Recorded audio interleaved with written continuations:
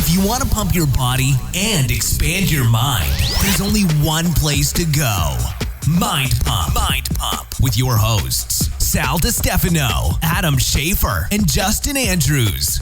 God, one of my favorite things about what we do is being completely shocked and blown away by meeting somebody that I had completely different ideas on in terms of what I thought the interview would go, for example. What a great interview. I mean, Sanjay Rawal, you're about to listen to us talk to him.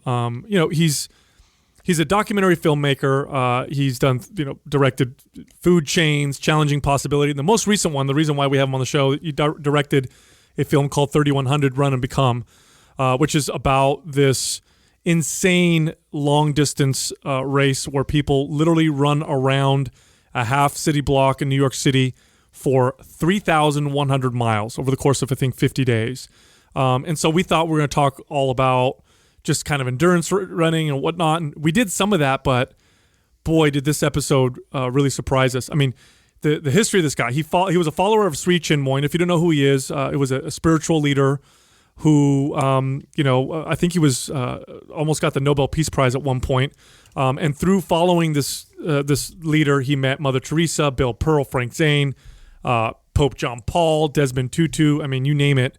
And the teachings that Sri Chinmoy taught him had a lot to do with spirituality, but also how it's combined with physical exertion and how the physicality of athleticism, there's a strong spiritual component, which totally resonated with us. I mean, when I lift weights and work out, and I've been doing it for so long, I definitely understand what he's talking about when he brings that up.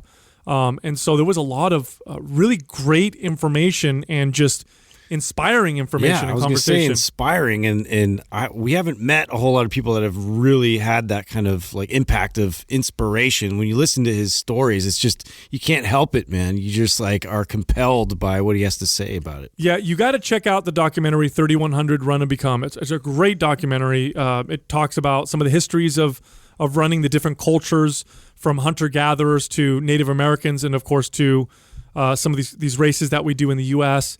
Very well made. Their Instagram page is at 3100film, and then of course the documentary can be found on iTunes and Amazon.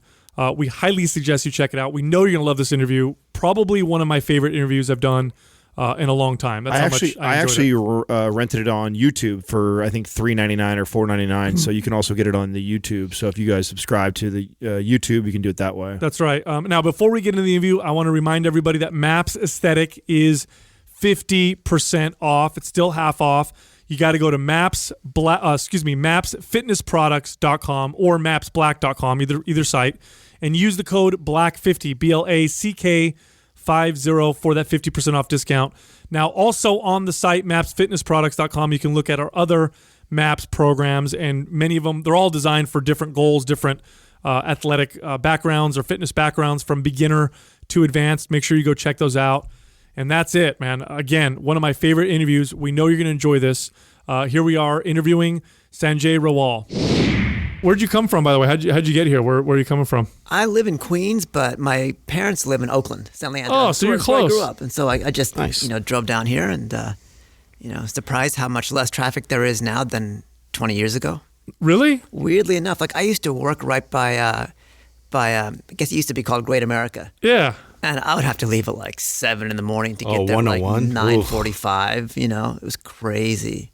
Yeah, I'm surprised you didn't run into a lot of traffic because I feel like it's gotten worse. I know. Since I was... Everybody says that who doesn't live in New York. Oh, you guys are right. worst. Yeah, it's like an hour to go 8 miles. Is that how you got into running? You're like, screw this traffic. Yeah. That makes a lot of sense. Yeah, exactly. That would be good. Yeah. So I watched your film, 3100, and I was just blown away by the whole thing. I want to know, let's go all the way back to the beginning. Like, what got you to the point of creating that film? What got you into... Oh, even before that, you are the perfect person because I think we're all very uneducated on the history of marathon running and how that even came about. So I'd love for you to start there and just kind of educate our audience on the evolution of that, where that started, and then we can get to where you come into the picture. I'll bounce way, way, way back, and then we can pick that thread up later. But as part of the movie 3100 Run and Become, I spent some time in Botswana with hunters and gatherers, and the running that I saw there and the purpose of how they ran just blew me out of the water, and it put into context modern long distance running. So even before the marathon was popularized, at the end of the 1800s, people would gather in Madison Square Garden in New York City to run for 6 days. And it was like a horse race. People would bet on who would win. The marathon, of course, became really, really popular in the 70s when the New York City Marathon went from loops around Central Park to a 5-borough run, which was in honor of America's 200th anniversary, the bicentennial, in 1976. It blew up in the 80s and 90s. But then again, it's like marathoning pre-1980 was always counterculture. People would go like, as men, they'd go like, you're destroying yourselves. As women, they'd say like, you're never going to have babies if you do long distance running. All ridiculous things debunked by science. But it was in the 80s that idea of doing multi-day races was revived again. 6-day races, 10-day races. And that eventually evolved into what's now the world's longest running race, the 3,100-mile self-transcendence race. And it goes back to the principle of like taking the logistics out of these long day runs, like the ones in Madison Square Garden. People do run across the United States, but then you need your like aid trailer following you. You can't like just use the restroom on the side of a highway. So the multi-day races were staged around a loop. And so the 3,100-mile run is staged around a half-mile loop right in New York City.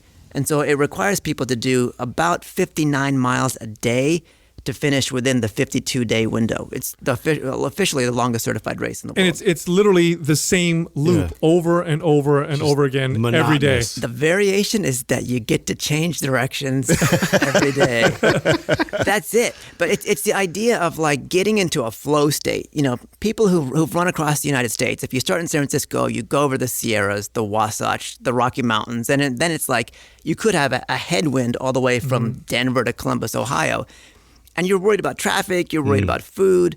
But when you take those logistics out and you put it on a half-mile loop, then all of a sudden it's like with no traffic, people can get into this like effectively like a meditative state of mind. And you really connect with like what humans connected with 10,000, 15,000, 20,000 years ago. Well, the thing that I've communicated this on our show in the past, and the thing that a lot of people I don't think realize is that as animals, humans are actually quite terrible at most physical feats. We're not very strong. Even if you lift weights and train or whatever, compared to other animals, we're pretty weak. We don't jump high. We don't do much that's really good or really spectacular in the animal kingdom, except for a couple things. One of them is we can throw with accuracy, and the other one is we can out-trek pretty much almost any animal. I mean, a human compared to even a horse, we can out-trek a horse, and so we're kind of evolved and built to be able to do these long distance type, events. And it fell out of favor. What brought it back? Obviously, we did this as hunter-gatherers. What was it that got it out of favor, and what brought it back into our lives? With some cultures, particularly the ones that we consider indigenous, like Native Americans, particularly in the Southwest, with the Bushmen of the Kalahari, running never went out of favor. Because running was a spiritual activity. It's way of life, right? Yeah, it was a way of life. And in 3100, we have a Navajo character, as you know. We have a Kalahari Bushman character. And we went and spent 3 weeks in the Kalahari Desert with Bushmen. Now, they don't practice running. To them, like the idea of like training for sports to do sports doesn't make any sense. Yeah. But they're natural runners. They grow up understanding that power doesn't come from calories. Power comes from Mother Earth. It comes from your bare feet on the earth. They say when you run, you breathe in Father Sky. Your feet are praying to Mother Earth. And when you look back, like you said, Sal, like at the evolution of humans, we had no advantages on the savannah. We could be outrun by anything. But the two things that we could do is we could carry water. Most animals have to be around like watering holes. And because we're on 2 feet, each breath we take isn't coupled to a breath. If you can imagine a horse extending, all 4 legs extend, or a dog, that's when the lungs expand. And then when you push off the ground, the body collapses and you have to breathe out air. Here we could decouple. So we are aerobic machines, whereas big animals, they can sprint, but they can't go long distances. So with the Bushmen, we went on a hunt, and they said, look, this might take 24 hours or 48 hours, because we first of all have to track things that are trying to run away from us. We have to be downwind, but then we have to gradually scare these animals away from the known watering holes. After 24, 48 hours, we'll actually be able to catch them. Like, they will not be able to run as fast as us. And the kicker is, I thought that meant that they would have aerobic capacity, but there's always one fellow who's there for the final chase. He's the guy who's incredibly fast and can do the final push and catch the animal and run faster than the animal in a depleted state. And we had one of those guys with us. In the movie, it was Gaulo. And we don't show this, but the guy had glutes that looked like 2 cantaloupes. I mean, the power that he had in his running blew apart the idea that I had that we as human beings were weak, slow runners. He actually out-accelerated an antelope in a depleted state and caught it by hand. Oh, shit. He didn't want to You got to see this in person? Yeah, and it's in the movie. Crazy. That's crazy. He didn't want to destroy it and have the blood everywhere because we had to go back 12 hours, and a bleeding animal would attract a lot of things that would want to eat us too. So he caught it, immobilized it, and somebody came and caught up with him and broke its neck. But we saw him literally chase this thing down by foot. And in the movie, he gets smaller and smaller and smaller because our cameraman can't run like him. Wow. But it showed that he had power, not just aerobic endurance. It was that sprint speed at the very end. Yeah, which you saw. It's like we almost didn't capture it because he took off. Like, he saw tracks, and he felt the presence of an animal where we didn't. All of a sudden, this antelope jumped out from behind a bush. He took off and ended up wrestling it down with his hands, because by the time we caught him, he was on top of it and didn't use his knife, didn't use an arrow or anything. Well, now as somebody who's been in these sports of running and been around them as long as you have, what do you think about the way that these ancestral runners run versus the ways that modern people tend to run? Because I notice a big difference when I watch videos. This is something that I'm fascinated by, but when I watch hunter-gatherers on video hunting and running, they seem to run and they bound and they do it in kind of this effortless, perfect biomechanic kind of way.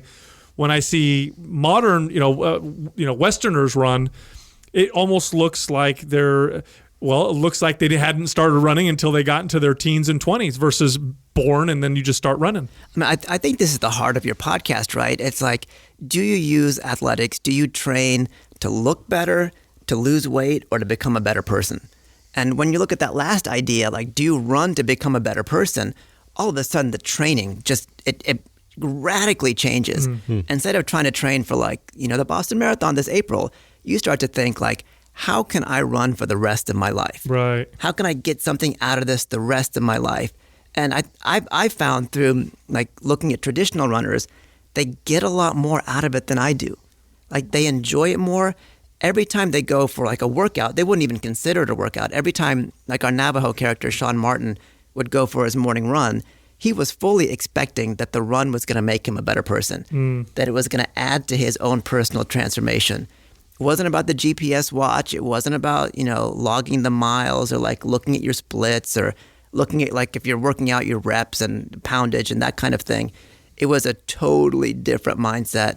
And he got more out of each workout than I ever did. Wow, that's Now, what is the spiritual connection to running? Can you explain that? I do find that in pretty much most major spiritual practices, there's some kind of a challenge or struggle that helps people bring people closer to their spiritual, goal, whether it be fasting or trekking or running in this case. What is the connection for you between this spiritual aspect and then the physical athletic, aspect of running? The interesting thing is I moved from the East Bay to New York City in 1997 to study with an Indian spiritual teacher, Sri Chinmoy. And not many people move to New York to try to find inner peace. And I was one of the crazy ones that did. How did you find him? What made you do that? Some of his students were teaching meditation classes in Berkeley, where I went to school. And, everything like that is a dime a dozen in Berkeley. But I felt that, his philosophy was unique. It didn't dissociate the body from the spirit. And no harm, no foul, but a lot of spiritual practices, it's like if you do anything, you just do yoga. Mm-hmm. But it's like building physical strength isn't congruous with inner strength on some paths. But I always felt that was ridiculous. Mm-hmm. And on his path, he combined the two. And like when you look back at like ancient like physical practices, like in Sparta and ancient Greece, there was a lot of mental preparation. And you would say there was a lot of spiritual preparation to work out and to go into battle, to go into competition. In the 80s, Sri Chinmoy, as an Indian spiritual teacher, took up weightlifting. And he did so under the guise of folks like Bill Pearl. Yeah, I saw that, right? And Frank Zane, mm-hmm. like these guys that people would think as meatheads, but like Frank has a master's degree in Buddhism. So it's like some of these old-time bodybuilders, it's like they understood that to reach peak performance, you needed to have a really strong inner life. It's like basically to stand up to like Arnold's ribbing on stage, not to collapse with your confidence. Like you need to be able to match it with your own inner confidence. So Sri Chinmoy was the opposite of what I thought an Indian spiritual teacher would be. It's like he was into weightlifting, he was into running, and he actually started the 3,100-mile race. He felt that sports ultimately wasn't just a metaphor for like running along the road of life, that by making your body strong in this modern day and age, that's the only way to make your heart strong. It's like you can't have a spiritual life unless you have a strong body. You can't just by having a strong body have a spiritual life, but they had to go hand in hand. And when I started doing the research for the movie 3,100 Run and Become, I saw that like these great athletes I was meeting around the world who came from traditional backgrounds, including the Kenyans, the Ethiopians, they looked at running, and you can say this as training, they looked at running as a teacher, that their workout, their practice of this endeavor was going to make them better people. They looked at the actual activity as a prayer or as a ritual. So every step mattered. It wasn't just like there's a warm-up and there's a this and there's a that, there's a cool down. Everything was a continuum. And lastly, they looked at it as a celebration of life, where sports is community. It's like when you look at the great runners and anybody who trains well, they have training partners. And it's like that team aspect is so important to like becoming better at your sport and better as a human being. And that's where I see the nexus between, the spirituality aspect, that it's not just about like, disappearing into yourself. It's about looking at the activity as a teacher, as a celebration of life, as a prayer itself. It's funny you say that because my favorite thing to do in terms of athletics, if you can even call it that, is lifting weights. I like to work out in weights, and people who like to lift weights and do it for decades will refer to things like the squat rack is my altar. This is my meditation. And I achieve much of what you're talking about kind of on accident through working out. I do it because I love doing it for the sake of doing it, without even thinking about the goal of building muscle or getting stronger. It is, and I've said this to many people, and sometimes people think I'm crazy. It's like I feel like it's a spiritual thing for me at times when I'm in there working out on my own. And I know people listening who've been working out for a long time can kind of identify with that. Why do you think it is that other spiritual teachers or practices would try to separate the physical from the spiritual? Why do you think they try to eschew that? And some of them will even demonize it to some extent. I mean, I don't want to criticize any other path directly, but if you look at the continuum of spirituality, if you look back at like ancient India versus modern India, people don't think of modern India as the land of warriors. But like you talked about Gama, the wrestler. Yeah. Gama was actually Indian. Oh, was he Indian? Okay. And he was in the 1800s, 1900s or so. But it's like, if you look back at Indian spiritual leaders like Krishna, Arjuna, these great epics of like, light versus darkness, they took place on the battlefield, literally. So like spiritual warriors were also like outer warriors. Inner warriors were outer warriors and vice versa. And that was 4,000 years ago. Even Buddha, who came after Krishna, he wasn't a warrior, but he was a prince. And so like growing up, it's like he was an expert in like the martial arts. To spread his message, he walked, thousands of miles across India. I don't know how and why that disappeared, but it definitely did. And in this day and age, we look at spirituality as something weak. But like when you guys were talking about like, your achievements in lifting, the 3,100 mile race is called the Self-Transcendence 3,100 mile race. And the question is like, why is it called Self-Transcendence? What does that mean? The founder, Sri Chinmoy, felt that by going beyond your own capacities, you get a deep sense of joy, which is spiritual. It's like that's progress. And weightlifting for him was an incredible example of that, where if you did a little bit more than you did a month ago, it's like the gains, it's like the amount of joy that you get from that. It's pure, it's constructive, and by definition, it can't be separated from the type of joy that you get from a contemplative practice. So he felt that those two things did go hand in hand. And it's odd that type of tool of feeling spirituality through your physical is not a part of other spiritual traditions when it's just as important as a contemplative meditative practice. Do you find people that are attracted to these types of events and races, what type of a person does this attract? Is it, people that are really afflicted, are, addicted to substances, are, really going through like really hard times in life? Or is this something like they're seeking something more meaningful? That's a great question. It's like, I think the people that have really understood the transformative properties of sports are people who have hit rock bottom. And those are kind of the best examples where there's a lot of ultra distance runners that, can put up with the pain and, the outer pain because they've had worse pain inwardly. And in races, they can go like, this is nothing compared to what I've gone through. That said, it's like, from an Eastern spiritual standpoint, like you don't need to go through suffering per se to achieve bliss. Like they don't have to go hand in hand. And so there's tons of other people who realize that, running can take them to goals even from a platform of relative stability. But the idea, I think, is the same, that you can make spiritual progress and transformative progress through sports and through running. This is why sometimes I'll rail against the whole I'm working out to achieve this particular goal. Like I just want to look this way, or I want to be able to run this fast, or I want to be able to lift this much weight. And there's nothing necessarily wrong with that, but only focusing on that, I believe, negates all of the wisdom that comes from the journey, which I believe to be the most important aspect of it. It's not the I finished the race.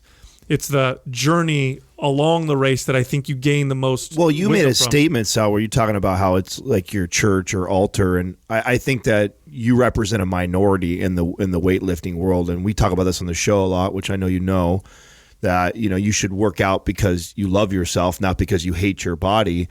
Now, I'm curious because when we look at the landscape of bodybuilding or working out inside a gym, I would say that unfortunately a majority of the people in the gym are doing it for the wrong reasons. They're punishing themselves. Yeah, exactly. They're punishing themselves because they don't like who they are, or they don't like the way their body is, or whatever it may be. And that's part of our mission on our show, is to try and help people make a better connection, a better relationship with exercise. What do you see when you look at the landscape of ultra marathon running and running? Do you see something similar that few people really get it and understand the purpose behind it? Or do you think a majority of all of them are doing it for the right purposes? That's a great question. It's one of the reasons why we made the movie 3,100 Run and Become. It's because a lot of us in life will do things and have like a moment of spirituality or a moment of joy and not necessarily realize there's long traditions of looking at sports as a spiritual practice. For thousands of years in the West, we haven't used running as a spiritual practice, but the Navajo still do. A bunch of indigenous cultures still do. And by making a movie that shared that kind of language, that again, like for the Navajo, running, when you run on Mother Earth, your feet are praying to Mother Earth. You're breathing in Father Sky.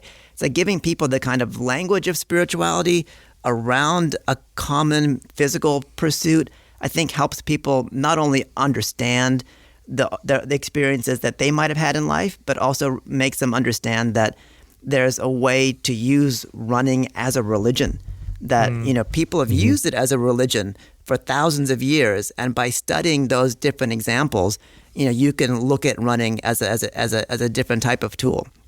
In terms of like a great example in the bodybuilding world, Frank Zane, I believe it was in the 1977 lead up to the Mr. Universe, he told himself that if I chant my spiritual mantra, my incantation, my meditation incantation 1,000,000 times, it doesn't matter how hard anybody else trains in these 3 months, I'm going to win. And so he went and basically locked himself into like a gym garage in Florida for 3 months, worked out like a madman, but chanted his mantra like a madman. And when he showed up on the stage, and this is like the only competition that Arnold lost. It's the only one Arnold talks about this. This is one of the few competitions he ever lost, and he lost to Frank Zane. And Arnold was like, 6'3", 6'4". Frank Zane might have been pushing 5'6", 5'7". Yeah, he outweighed Zane by, 70 pounds. It was totally different.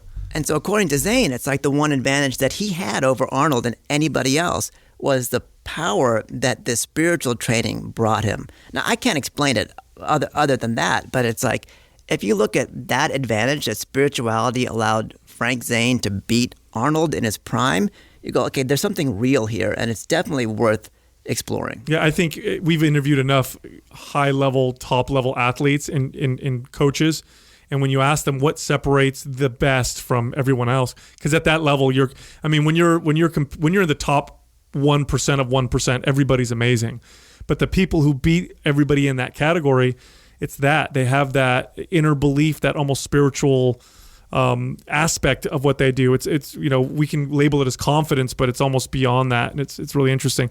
What was it like following Sri Chinmoy? What was that whole process? How did you meet him? And what was that all like? Because there was lots of meditation involved. This was your whole life. It was like, look, it was really difficult because I met him when I was a sophomore in college. And look, if you look at him just being a teacher, he had rules. Like if you're going to go become, a student of a great physicist, that person would say like, well, you're working in my lab for like 16 hours a day. And it's like, that's your life, nothing else. And if you didn't like the rules of that professor, you could go find someone else. So he said like, if you want to like follow my path and get the kind of like inner gains that I can give you, and, understand the depth of like universal love and universal peace, which are things that, I was interested in.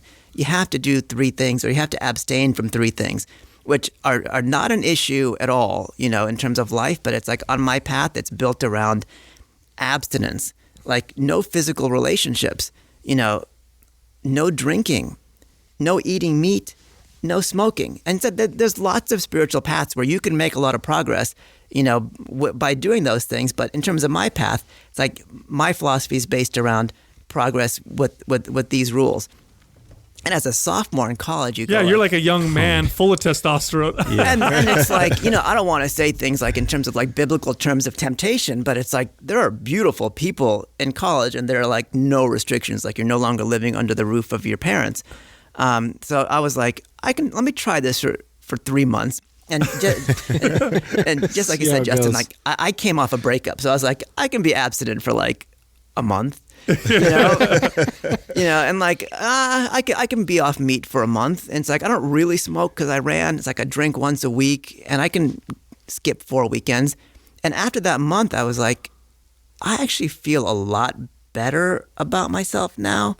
And again, this isn't for everybody. I'm not trying to like advocate a type of lifestyle, but it worked for me. And it's like, if you look at all of us at how many years we each search to find our own like best routine, to be the best person we can be. Like I was so lucky that I found that when I was 19.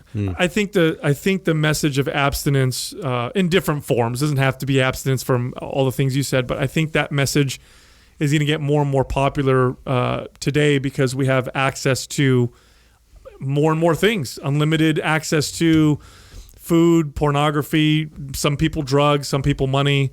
And I think that there's meaning that you find in abstinence. So you left school to do this? Did you live with this group, and how did that work? So I finished my undergraduate, but then I said, like, let me, instead of going to graduate school, let me consider this as like an inner graduate school.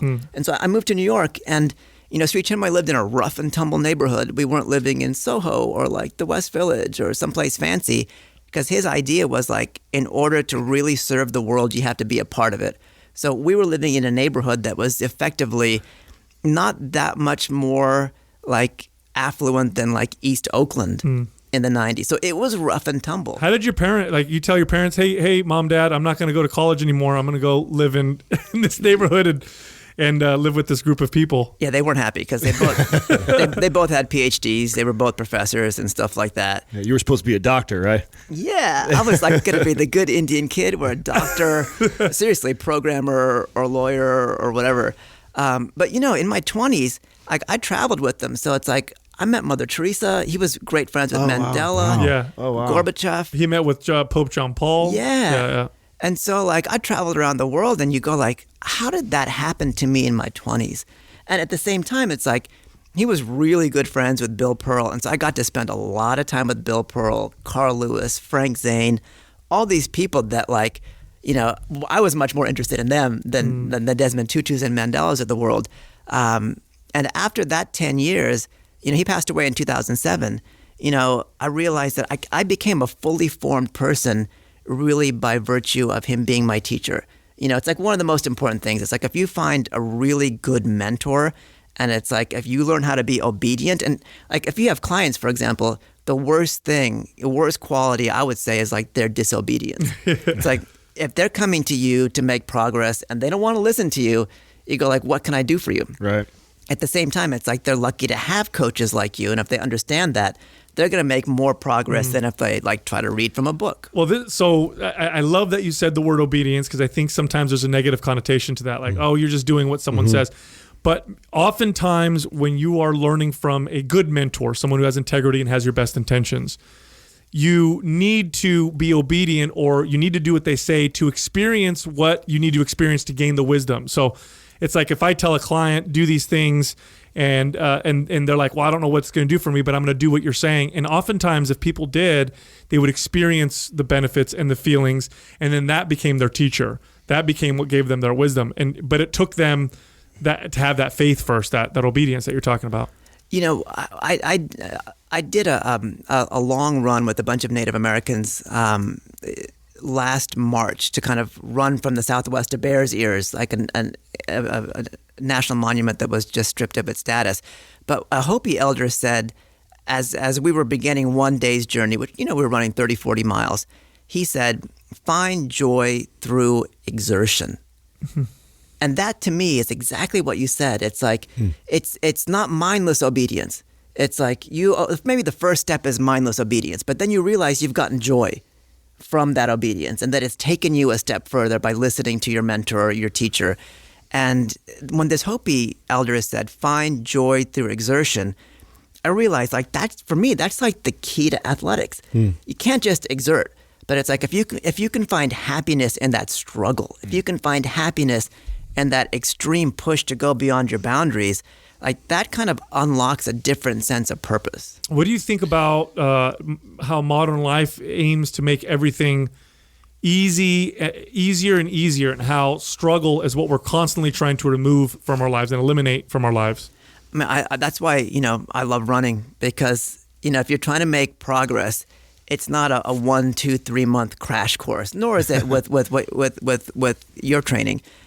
You have to look at it in terms of like 6, 9, 12 month cycles. Like on one of your recent programs, you talked about like how you can't just binge on weekends. You know, you have to look at a continuum, and, you know, you have to understand that it's like nothing comes easy and there's no tips and tricks. And oftentimes the best examples of athletes were, you know, 2,500 years ago, when they didn't have like workouts on YouTube. They didn't have like heart rate monitors. They didn't have the kind of like ease that we've got now. It's interesting. My dad has worked very, very hard for most of his. He grew up very poor in Sicily, and since the age of 9, he'd been working and earning money, giving it to his parents, and then of course he, as he got older, earned it for himself. And you know, through those years of hard labor, he was unable to continue working at a relatively young age. At the age of, I think he was 52 or 53, he developed a lot of arthritis in his back, and his work was very manual. And he went through this period of almost depression because he had lost that purpose of that work that he had done for so long, that struggle. It's like he was at home and he's like, okay, this is supposed to be great. I'm supposed to be relaxed.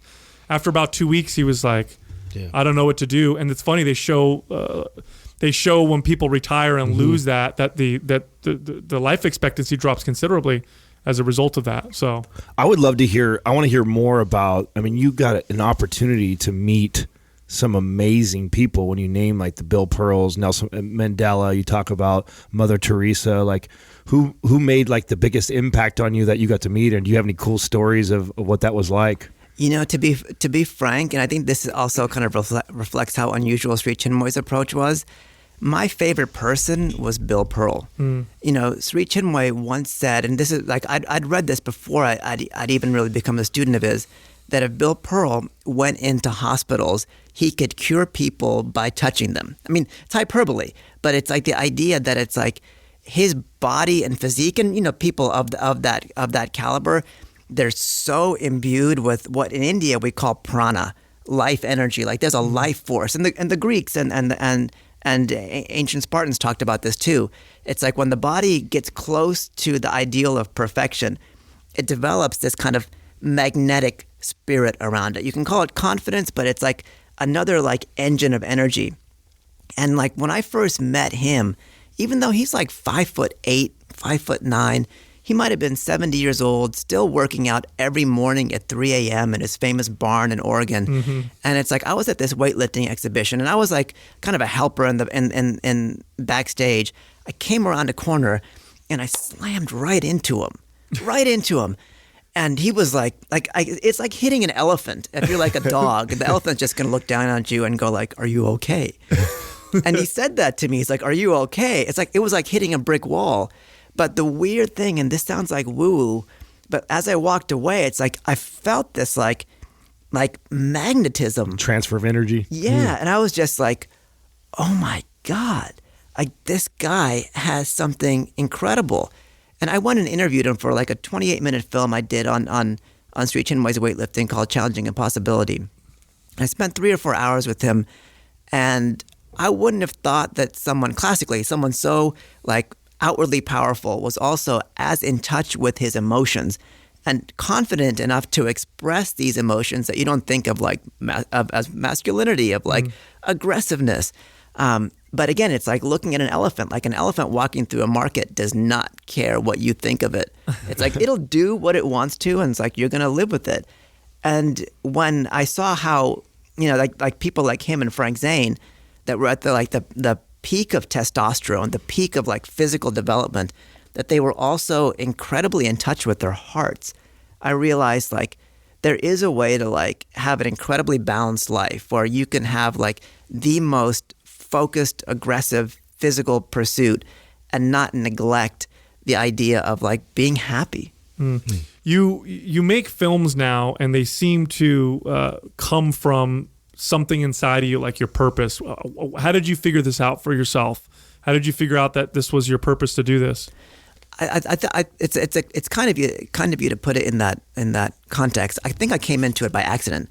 You know, I kind of, you know, bumbled around, you know, in my 20s, you know, doing some human rights stuff here and there. And then after Sri Chinmoy passed, like after your teacher leaves you, you know, you're kind of forced to like assimilate what he or she taught you. And being with him was like a whirlwind. We were always flying around. You were always meeting people.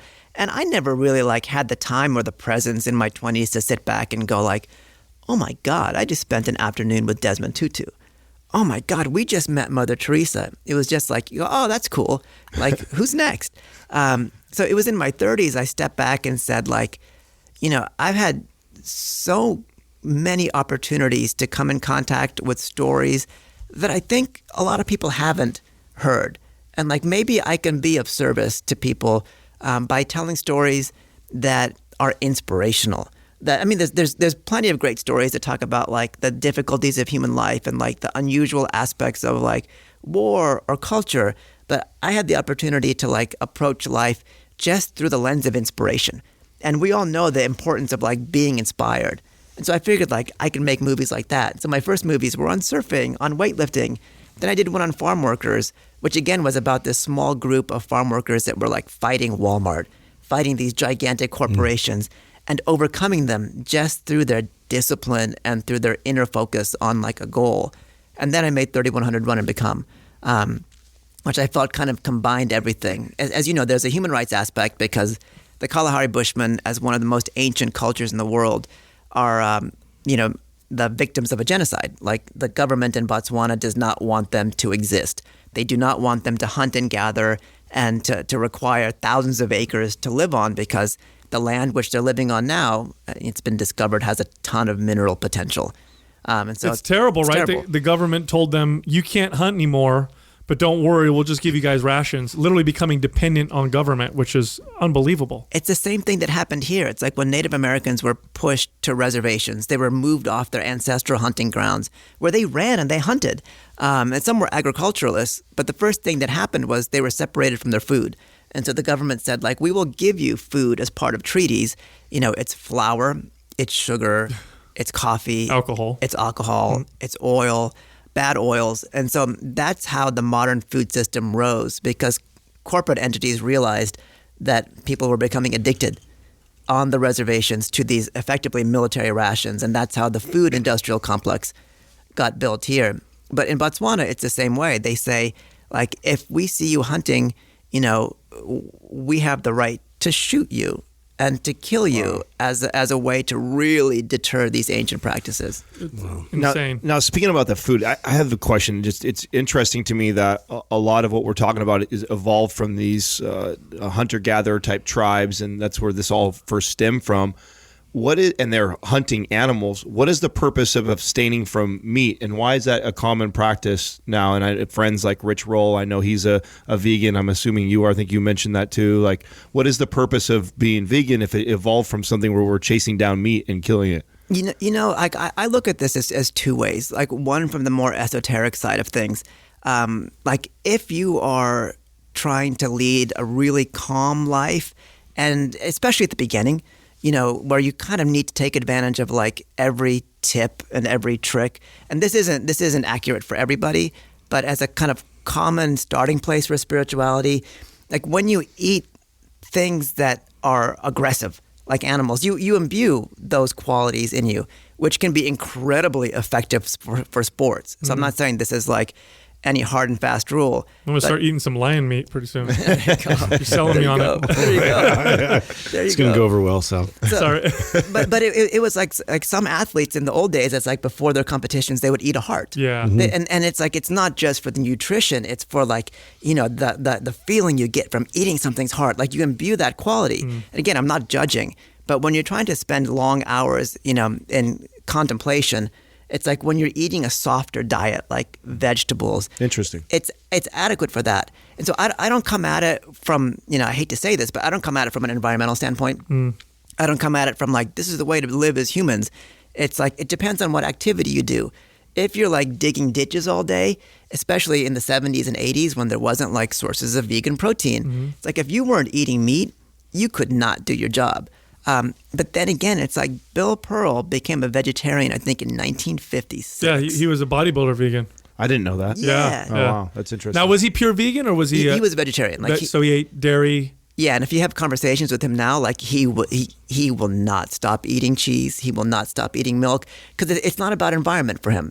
It's like he wanted a cleaner, more digestible source of protein, and he found personally that when he shifted from animal proteins to or meat, I should say, to like, to soy, to like, just smooth dairy proteins, he could digest it and he could make gains faster. Arnold writes about Bill Pearl. I read an article where Arnold was talking about Bill Pearl, and he says Bill Pearl convinced him that a bodybuilder could be vegetarian. And Bill Pearl was very strong, muscular, there he is, bodybuilder. Of his time, he was considered the mass monster back in those days. And remember, in those days, they used, oftentimes were either natural, or if they did use anabolics, it was like an insanely low dose, like 5 milligrams of D-ball or something like that a day. And if you look at, so if you're listening, you can look up Bill Pearl and see what I'm talking about. He looks kind of like a John Cena. Yeah, just jacked. Yeah, he does a little and bit, very right? strong, one of the stronger bodybuilders of all time, especially in that context. I mean, it was like you guys were talking about in early bodybuilding competitions, you'd have to do a feat of strength. So like he could tear license plates. He could like blow up hot water bottles with his mouth and burst them. But when it comes to diet, it's like I actually think that being a vegetarian in the 90s, I'm 44 right now, had saved me from a lot of health problems. Because like there was no such thing as grass-fed beef or like free-range chickens. Sure. Like when we grew up in the 80s and 90s and 70s even, it's like the stuff you were taking had so many chemicals and we didn't even know. Nobody cared. But like now it's like you can get really pure meat. You can get things that don't have the chemicals and the side effects of like the 60s and 70s protein heavy meat diet. So again, it's like for me it's kind of come from like a spiritual perspective. But that said, it's like I've spent a lot of time with Native Americans and with indigenous around the world where certain types of meat are things that they worship. Like, you know, the salmon tribes up in Northern California and in Washington State, like they think that salmon, or they believe that salmon was given to them by the creator. And so if you're with them and you don't eat salmon, it'll be like me saying, Adam, would you like a glass of water? And you go like, I don't drink. I'm like, no, do you want a glass of water? No, I don't drink liquid. I go like, how do you survive? So I've definitely been with people who would be like, you don't eat salmon? How do you survive? And when we were with the Bushmen and, you know, we chased this animal down, you know, for their food and for the film, you know, and they gave us some afterwards, I wasn't going to say like, no way, man, I don't eat meat.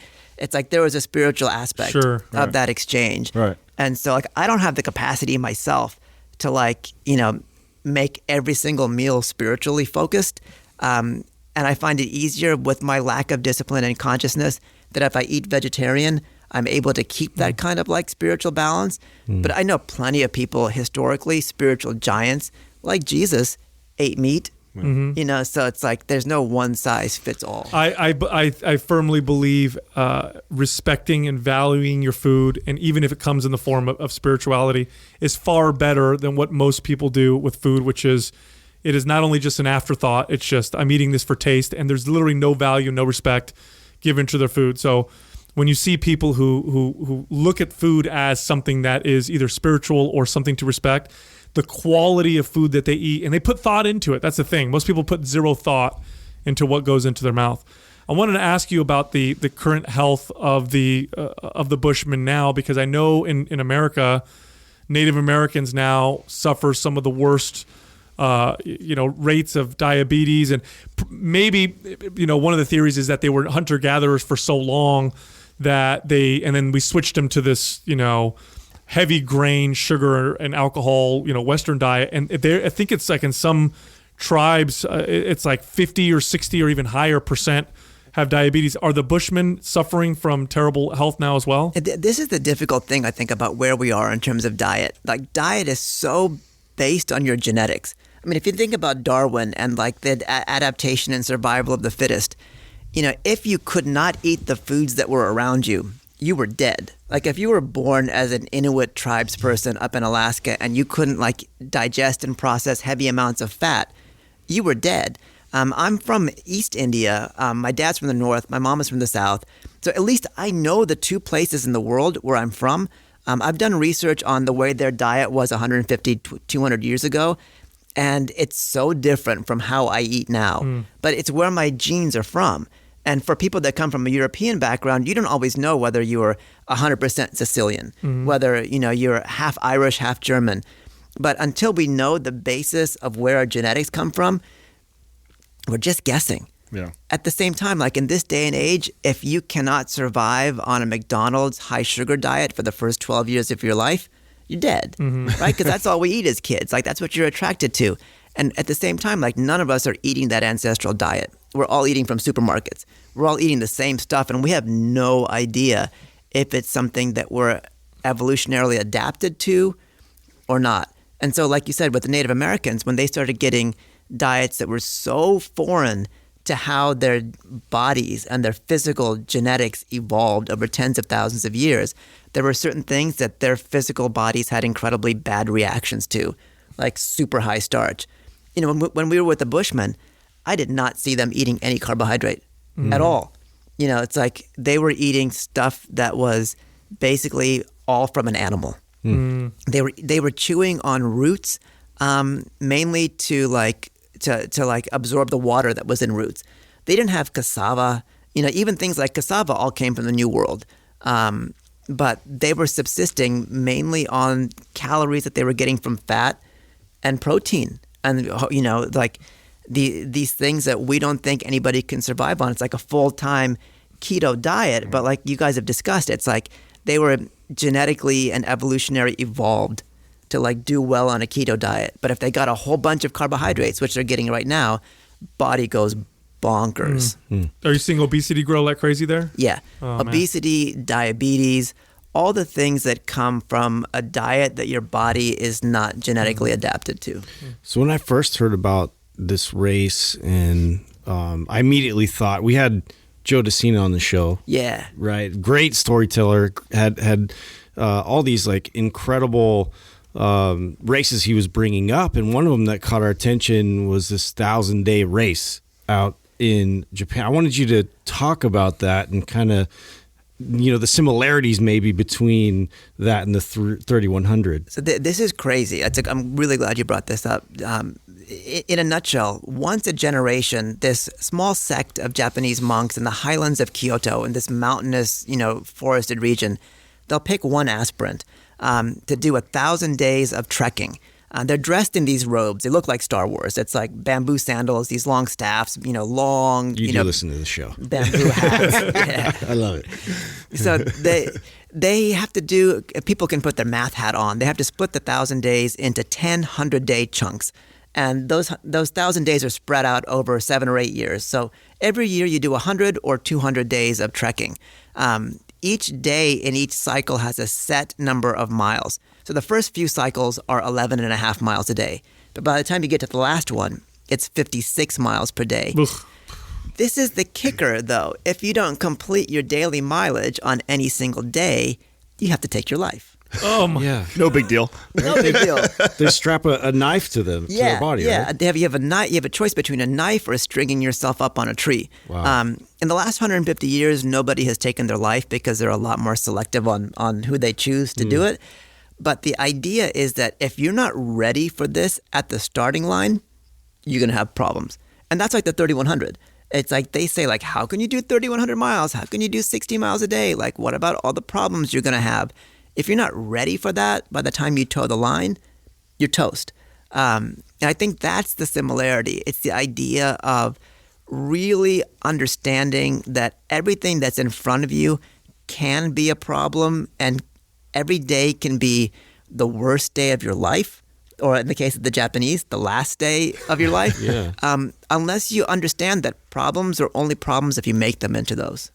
So they haven't had anybody have to kill themselves since they've done that? So in 150 years, but they've been doing it for about almost 2,000 years. There was somebody. So it's a 150-year win streak so far. Well, it's like in factories. It's like the last injury was celebrating 150 years of no death.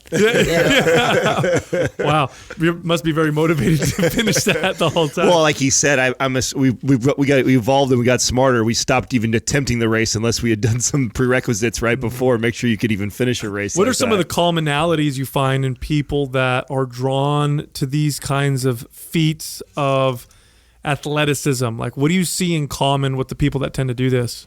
I have to be honest, like they're a completely different breed of human than me. It's like they have an understanding of pain in the way that I don't. It's like the pain tolerance is super, super high, but it's built up. Like people who do the 3,100 don't just come in. Right. They don't allow them to just like sign up and do it. You have to have done a 6-day race, a 10-day race, and kind of built an understanding of what problems really are, and realize like there's very few things that can kill you. Really, it's like the miles won't kill you, but the little things will, like dehydration, lack of calories, blisters won't kill you. Your feet aren't going to fall off, if they're covered with blisters. It's just that can you get enough joy out of an activity to counteract the suffering? It's crazy. Because you can't do 52 days of running if every day is miserable. Yeah. You have to figure out a way to get some bliss out of it. There must be, like in the beginning though, that must be the most difficult part, like to overcome the mental aspect of how daunting it really is, right? I think that's the trick. And so it's like if people are going to go climb a Himalayan mountain, you could be out like in Everest Base Camp for 10 weeks, or if you're climbing a gigantic ledge, you know, like in the movie Dawn Wall, you know, you might spend 21 days like perched on El Capitan, like in a portaledge. And can you handle like spooning with your like tent mate, you know, for 21 days in a row? You know, like what happens in the tent stays in the tent. Like, can you withstand like on those things like pooping in a bag every single day? So with the 3100, it's like you're gonna have skin like no one's ever seen. It's like you're gonna have blisters, you're gonna have chafing, everything that could possibly go wrong on any type of run is gonna go wrong. You're gonna lose probably all your toenails. You're going to have to do 52 miles, 59 miles on days when, you know, you have like stomach upset. Like, can you look at those problems as being as momentary as they actually are? Is it common to lose all your toenails when running? People do. Wow. People do. You know, it's like, and you'll see in the movie, like people will cut out the toe box of their shoe. They look like homeless people because the shoes are like, they cut big holes in them. All the areas that can traditionally like chafe, rub, you know, you don't feel it on a 5-mile run or a 10-mile run, but, you know, you'll feel it after 300 miles. Wow. Yeah, it makes perfect sense that there's a spiritual component. When you read about people who survive some of the most horrific conditions, POWs, for example, the ones that tend to survive are the ones that have a very strong spiritual component or religion, that look at it on a day-by-day basis. They're the ones that make it. It's never the people who are like, this sucks every day. I mean, those are the best books. I think one of them is called like Why They Survive. Like all these stories of like people being stuck in a raft for like 6 months and like, you know, being with raft mates that freak out on the first 2 days and jump out and try to swim 1,000 miles to shore and get eaten. And so it is that attitude. It's like, do you have an understanding of how to get positive energy from the worst situations? And those are the people that thrive in races like this. How do you feel about the growing anti-spiritual, anti-religious, you know, kind of atheist movement that we're seeing nowadays? Do you think that that's going to cause problems in the sense where people are going to have trouble making it through very struggling, difficult times because they don't have that component? You know, it does frighten me, and I would look at it as, you know, people not having any sort of confidence in faith. You know, even stripping away the idea of religion from an Eastern standpoint, like if you have faith in something, if you're a Buddhist or if you're a Christian or if you have faith in physics, you know, that faith strengthens my own spiritual practice. And so the difficult thing I have with this like atheistic, agnostic view of life is that it strips meaning away from life. People become cynical to the point where they think of faith as weakness. But it's like if you look at Frank Zane and his like, you know, defeat of Arnold, he had more faith than Arnold. It's like he had faith in himself because he achieved his goal of chanting that mantra 1,000,000 times. Like faith is a muscle. At the same time, you know, that combined energy of global faith will help anybody who wants to tap into it. So I look at like this idea of faith as weakness as being one of the kind of like core problems in society right now. I would agree. We interviewed Bishop Barron a while ago, and he put it so well, where he explained, you know, this is something that helps us find meaning and purpose, and when you eliminate that, you still feel like you need to fill that hole, and you end up filling it with money or power or sex or drugs. And it's impossible to fill that purpose and meaning with that, and you end up becoming anxious, depressed, and severely nihilistic. And the evidence is in all the celebrities that tend to commit suicide. Here's people with all the money and power and access in the world, and they're so miserable that they take their own lives. I mean, I think cynics and critics in general, and I'm not saying this as a profession, but cynics and critics are like, they've succumbed to failure. They've failed at something, and they don't think that they can ever go beyond it. And so like the idea, like, you know, when you're in the gym and there's somebody that you can tell has worked out for like 20 seconds, but they're super positive and they're super excited. I look at them and go like, I want what they have, as opposed from the guy in the corner that's just like lifting massive amounts of weights but is miserable. It's like that enthusiasm. It's like, that's what I want in my life. You keep it. On the race, you call it the Transcendence race. are there any like amazing stories of, somebody going through this race, this process, and then it completely changing their life? That's a great question. I'll tell you one story that scares me. So there was a guy named Yuri Trastenyuk, a Ukrainian runner, who 3 or 4 years ago, when he was running this race, he said that he saw angels. And a lot of people, myself included, who have run like ultra distance races, you get to a mindset where you actually literally start hallucinating, and you're not seeing angels. You're just like seeing stuff that's like you think you're seeing. And so when Yuri said like I saw angels, you go like, nah, okay, whatever. But it was such a powerful experience for him that after he finished the race, he stayed in New York for the next 3 or 4 weeks, and every morning went out and ran 30 or 40 miles on the course because he was still living. In addition to after the race? Yeah. Wow. That's why it freaks me like out. wanting to see him again? Because to him, it's like their presence was still there. It wasn't just like he saw them for a moment, like he made it sound. He felt the presence of angels there. And it was something that he knew that if he just kept going back there, he would still feel that presence. And he was so enamored and like so filled with joy from that experience that he kept going out doing 20, 30 miles a day. And it freaked me out because I would see him the race is over and he's still out there running. You go like, he's not doing it for anything other than spiritual purposes. It still freaks me out. Like I don't have I don't have any way to identify with that. I did not anticipate to be this inspired to go work out from talking with you. I know. I want to go work out so bad now. You know what I mean? You're like team no sweat. And now I'm like, I'm gonna start running. So on your film, it said that the people who do this race, this 3,100 mile race, have to consume something like 10,000 calories a day. How do they do that? What is that in the form of? This is the tricky thing, right? Like in modern science, people say that you can't, when you're doing aerobic exercise, you can't absorb more than 400 or 500 or 600 calories at most per hour when your body is not focused on digestion. And so these athletes, they train with eating. It's like you have to be able to like get your body not just fat adapted, but able to like divert energy from like slow aerobic running to massive like inner fire to like digest heavy amounts of food. And so they have to take, 12,000 calories a day across 18 hours.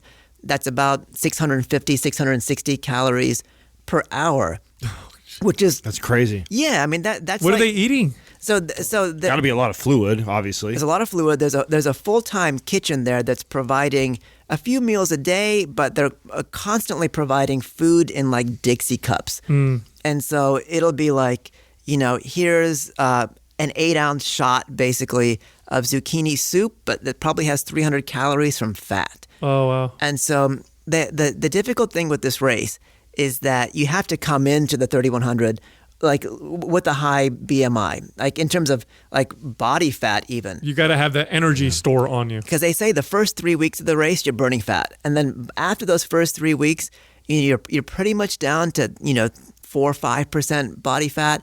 The next 3 weeks, you're burning carbohydrates. And inevitably, the last 1 or 2 weeks, you're burning muscle. Wow. And so you start seeing people like across the race, not just getting lean and shredded, but at the end, like losing weight. And they have to get weighed every day to make sure that it's not water weight that they're losing. But diet there is so wacky and so critical. What kind of fats are they putting? Is it like coconut oil? Is it bone broth? What are they putting in these? Like the basic food that most people eat is vegetarian. Like people who do eat meat, like they'll have like, another person kind of as a personal chef.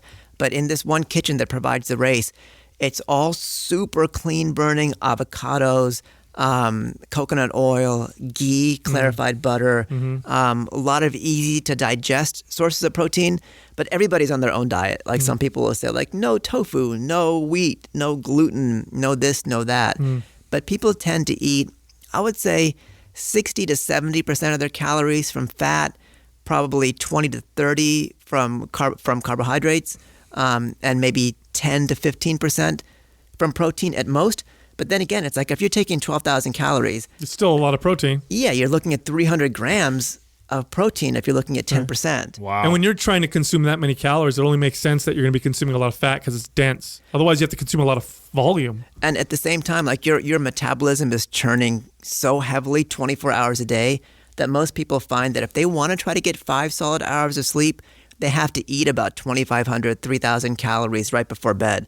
Otherwise, they'll wake up at 2 a.m. starving. Wow. Oh, wow. Now, what about going to the bathroom? Are they using the bathroom more frequently because of all the calories they're consuming, or less because they're burning so much? Like, or do they have terrible digestive issues? That's the trick. It's like you have to be able to you have to train your digestive system not to have problems, and you have to know what you can eat, how you can eat.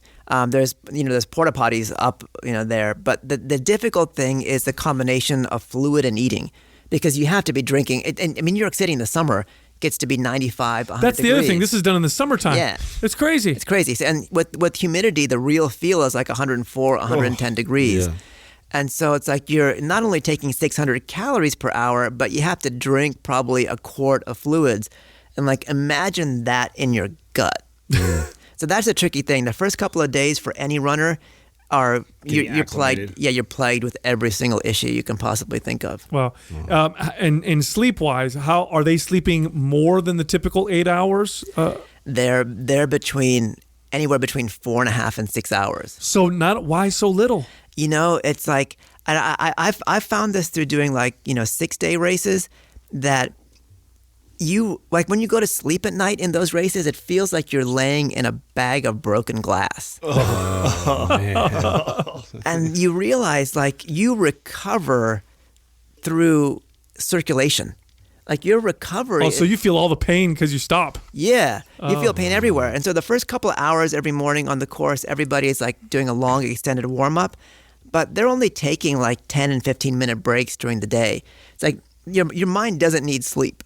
It's like your body needs rest, but the rest happens from changing your pace. It doesn't happen from stopping. Oh, wow. Like when you stop, the lactic acid is no longer flushed. It's like all of a sudden the inflammation, just explodes because you're not getting circulation. Yeah. And so nights can be rough. Yeah. What about any supplements or anything that seem to benefit these real long, extended forms of sport? It's tricky because our main character in the movie 3100 Run and Become is a Finnish paper boy who's now done the race 14 times. Oh, my God. So he's raced more than 53,000 miles, including some other races, on the streets and parks of New York City.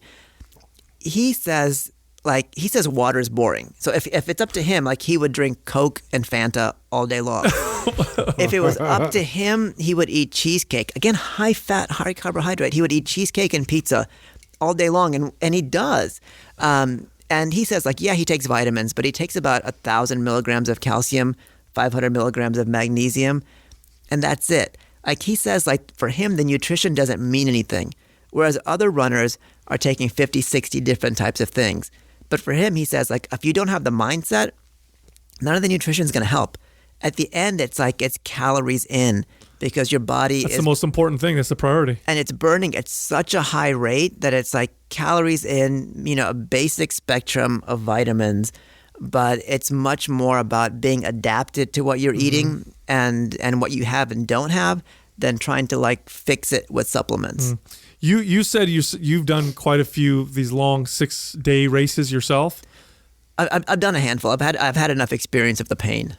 Now, how is your training currently? Do you still do lots of running? It's part of your spiritual practice, right? So the worst thing for training is travel, right? And so we opened the movie in theaters last August. So between August and January of this year, 2019, everything was bonkers, everything. But then it's I told myself I have to get back into things. So I went and got a new coach, a woman named Patty Dillon, who from 1977 to 1984, as a female runner, held every single American record between the 10K and the marathon.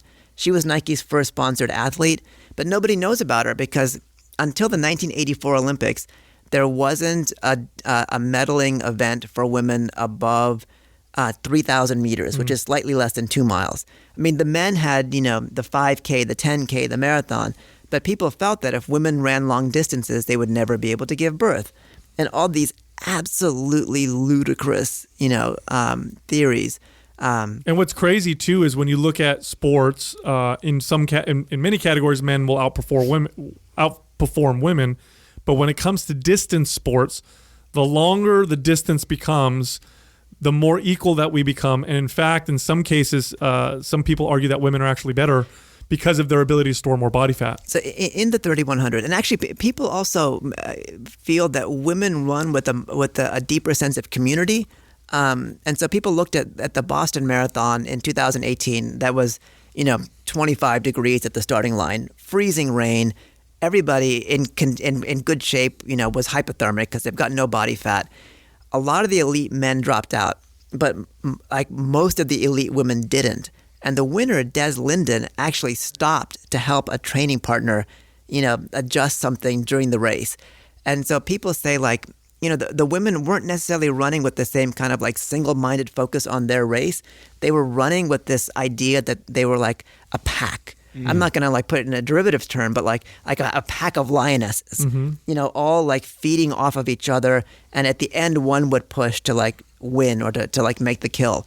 In the 3100, they usually get, 3 to 4 women, 8 to 10 men. But in general, maybe about 50% of the men finish, 75% of the women finish. And those women do better. The winning women probably do better than 80% of the men. Women naturally store more body fat, which becomes a major advantage in these very, very long distance competitions. And you see it as well with like the English Channel. It's like with the English Channel, because you're swimming in 50-degree water, you need to come in with 20, 30 pounds more weight. And so people generally like have to gain those 30 pounds to do the channel. And women are fantastic at the channel because of that high percentage of body fat and the insulation. That's awesome. Yeah, it's funny. We joke about this all the time. We're always trying to get so shredded, but if the shit hit the fan, it'd be the shredded people would be the ones that would die first. Yeah. You talked earlier about when you first decided that you weren't going to go off and be a doctor. We kind of glazed over that. I'd love to go back and hear what that challenge was like with your parents and you deciding, hey, I'm not going to go off to be a doctor. I'm going to go follow the spiritual guru.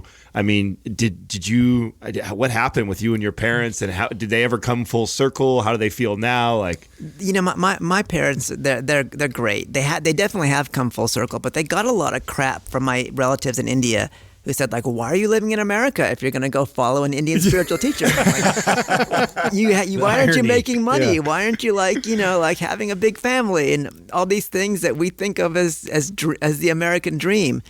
And my parents grew up in Indian villages in East India, and it was education that took them out of the village and got them to America, got them to go to school here and to get good jobs. And they saw me as like throwing away everything. Like I had great parents when I was growing up. Like I hated it, but like I was in Boy Scouts, I was swimming, I was playing soccer, I was playing basketball, I was running, I was playing baseball. I learned the saxophone, learned the flute, but all those things you think of as like useless when you're a kid, and then when you're in your 30s and 40s, you go like, I got some skills. And so like they pushed me and all that. It's like I went to Cal, and all of a sudden afterwards, I was like, I'm going to go to New York and I'm going to work in a health food store, and I'm going to follow an Indian spiritual teacher, and I'm going to become a vegetarian. And I don't know if you guys are ever going to have grandkids. Right now, I'm telling you, you're not. And so my parents were just like, what? Your mom's crying. Oh, my poor mom. And they were okay. But then it's like, like for my cousins who are listening to this, they know that I was the smartest cousin growing up. And like their parents are giving my parents crap because it's like those cousins were getting jobs at Microsoft, and like then they were like in hedge funds, and they're going like, what is your kid doing? He's working 40 hours in a health food store. Well, he met Mother Teresa. And they go like, okay, whatever. But then by my 30s, like all my relatives and my parents saw that like I was happy. I didn't have a mortgage. I didn't have all these things that just like, are part of like human responsibility that, can drain you without the right attitude. Like I had this sense of freedom that all my cousins were like, dang, now I see why you're doing that. That's awesome. It's the irony of it is you come to this. My parents are immigrants also. You come to this country because of the opportunity, and part of that opportunity is the freedom to choose your own path, and that's exactly what you did. So my dad like in tears say like it's my American dream to know that my kid could become a documentary filmmaker, like some kind of like pansy artistic thing that doesn't require your hands or muscles. Like that's the American dream. Like you can go and be soft, and I'm happy. That's awesome. So are you married now, or did you maintain that vow, that abstinence? Are you still? It's not that I don't look at, in my case, I know I'm straight. It's like I don't look at, it's not like I can't look at a woman and go like, oh my God, she's beautiful. Like I still have those reactions. It's not like I've transcended those, but it's like I've understood that. And looking back at like past relationships, I'm the worst person to have a relationship with. Like, and I realize that I suck at it, and I'm happy not having them. And I realize like everybody's got their own path. And it's like the most important thing in life is finding it. And I was lucky to have found it when I was 19. And I go like, it's working. I'm happy. It's not about whether I'm free and you're not, whether I've got a mortgage and you don't, or vice versa. Like I found, what makes me a good person. And I found, a lifestyle that allows me to like look at each day as a new day. And I feel enough love. Like I'm living in a community of people that I love and love me. And so it's like I don't have that absence of community. And so it's just like, I feel grateful for what I have. And so how long have you been abstaining for? How many years now? 19. Wow. 19 years old. And does it get easier? Oh yeah. Oh God, thank God. And I've done all my blood tests, and it's like I still have high testosterone. I still have all these things that are good health. But in terms of like mental clarity, and this is just me, it's like I've realized that like I know how to love myself. I know how to love other people without there being strings attached. And I know that like from friends and from like listening to you guys, it's like obviously like there are ways to achieve unconditional love, through any type of relationship. And I feel like I've gotten a sense of that. And that's the only important thing in life, right? It's like if you feel love and you give love. So let's talk about that. Something we talked about off air before we got on here, and I didn't know this about you, that you actually listen to the show. You said you've probably listened to about 120 episodes of Mind Pump. One, how did you find us? Two, what drew you to us, and what made you stick around? I found you through suggestions on my podcast app on Overcast. And number one, it's like the sheer amount of content. And this is the problem I have with most podcasts that I like. It's like, it's one episode a week, or it's like 2 episodes, and that's it. And it's not like a radio program where you can just listen to banter. And so, frankly, like I enjoy the first half an hour of every single episode. Oh, excellent. At the same time, I love how you kind of tee it up by like talking about like what we're going to talk about in the next half an hour, to say like, well, I only have a 40-minute drive, so let me like fast forward to like minute 60 and get to like the real content. Even recently, it's like even the science aspect and the spirituality aspect, like the clarity you bring, like you're kind of like debunking of keto. Even this week, it's like I listened to that episode twice. And again, it's like I listened to it because like there was keto in the title, just like you guys said. That was the plan. But the idea of looking at mental preparation, at science, at physical preparation, understanding that each individual listener is going to be unique and on their own journey. But it's like if they look at the journey as something transformative rather than like a mindset of being so attached to a goal that if they realize they're never going to get there, they give up. Like that resonates with the type of work I try to do. And that's like in 3100, it's the idea of looking at sports as transformation. And once you realize that it's transformative, it becomes religious. It becomes something that you need to do to become a better person, both as a physical being and as a spiritual being. And I think ultimately it makes you a better person in the lives that you're a part of. That's awesome. That's 100. Yeah, I couldn't agree more. And I did not anticipate this to be as inspirational as it has been. And it's been an absolute pleasure talking to you. I think you're an awesome human being. But you guys are like modest heroes of mine. Like you guys occupy more of my life than probably most people. So it's great to finally meet you guys in person. I feel like we're really close friends now. That's awesome. Yeah. No, thanks for coming on. Really appreciate it. It was an absolute honor. Thank you guys. Great time, man. Thank you for listening to Mind Pump. If your goal is to build and shape your body, dramatically improve your health and energy, and maximize your overall performance, check out our discounted RGB Super Bundle at mindpumpmedia.com. The RGB Super Bundle includes MAPS Anabolic, MAPS Performance, and MAPS Aesthetic. 9 months of phased expert exercise programming designed by Sal, Adam, and Justin to systematically transform the way your body looks, feels, and performs. With detailed workout blueprints and over 200 videos, the RGB Super Bundle is like having Sal, Adam, and Justin as your own personal trainers, but at a fraction of the price. The RGB Super Bundle has a full 30-day money-back guarantee, and you can get it now plus other valuable free resources at mindpumpmedia.com. If you enjoy this show, please share the love by leaving us a 5-star rating and review on iTunes and by introducing Mind Pump to your friends and family. We thank you for your support, and until next time, this is Mind Pump.